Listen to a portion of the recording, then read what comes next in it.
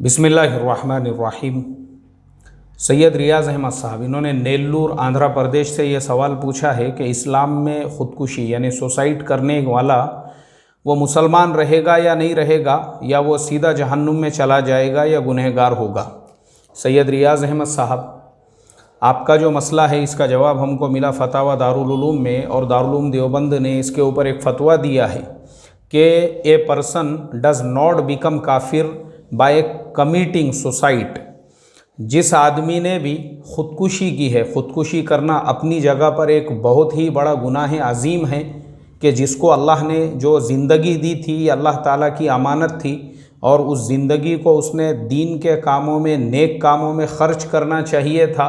और जब तक उसकी सांस में सांस है, यानी कुदरती तौर पे उसको मौत नहीं आती, तो वो ज़िंदगी उसके पास में अमानत थी, तो उसकी उसने कदर करना चाहिए था, फ़िक्र करना चाहिए था, हिफाजत करना चाहिए था। इसलिए कि अपने जान की हिफाजत करना भी दीन में फ़र्ज़ है।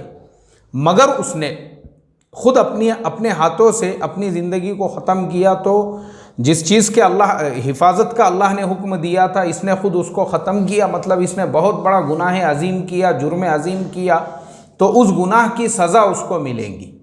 लेकिन उस गुनाह की वजह से हम ये नहीं कह सकते कि वो डायरेक्ट जहन्नुम में जाएगा या वो काफिर हो जाएगा। इसलिए कि दारुल उलूम देवबंद ने अल फ़िक़्हुल अकबर के हवाले से ये फ़तवा दिया हुआ है कि a person does not become काफिर बाय कमिटिंग सुसाइड इन फ़िक़्ह अकबर। तो पता ये चला कि जिसने ये काम किया नहीं करना चाहिए, बहुत बड़ा गुनाह अजीम है, अल्लाह ताला इससे नाराज़ होते हैं।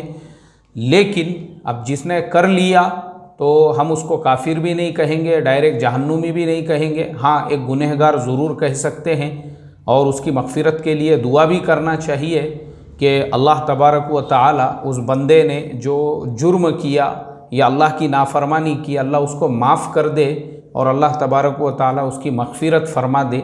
आमीन सुम्मा आमीन। अस्सलामु अलैकुम व रहमतुल्लाहि व बरकातुहू।